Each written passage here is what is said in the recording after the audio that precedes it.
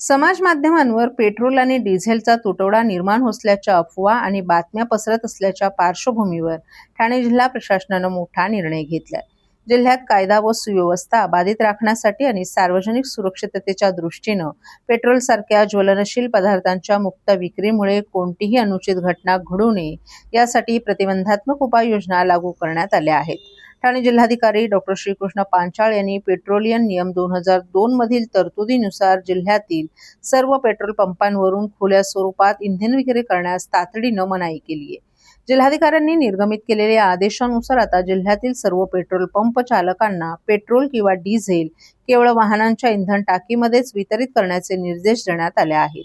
कोणत्याही परिस्थितीत ग्राहकांना प्लास्टिकच्या बाटल्या, कॅन, डबे किंवा अन्य कोणत्याही प्रकारच्या भांड्यांमध्ये सुटे पेट्रोल अथवा डिझेल विकता येणार नाही. या नियमांचं उल्लंघन करणं बेकायदेशीर असून पंपावरील सुरक्षितता जपण्यासाठी सर्व पेट्रोल पंप परिसरात सीसीटीव्ही यंत्रणा 24 तास कार्यरत ठेवणं आणि इंधन विक्रीच्या नोंदी नियमित ठेवणं आता अनिवार्य करण्यात आले. या आदेशाची काटेकोरपणे अंमलबजावणी करण्याची संपूर्ण जबाबदारी संबंधित पेट्रोल पंप मालक आणि व्यवस्थापकांची असणार आहे.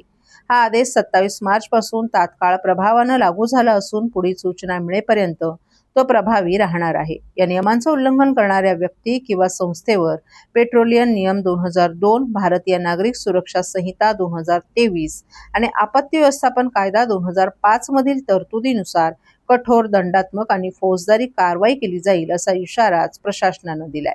या मोहिमेत पोलिसांचीही भूमिका महत्त्वाची असून ठाणे शहर, नवी मुंबई आणि मीरा भाईंदरचे पोलीस आयुक्त तसंच ठाणे ग्रामीण पोलीस अधीक्षकांनाही आवश्यक कार्यवाहीसाठी सूचित करण्यात आले.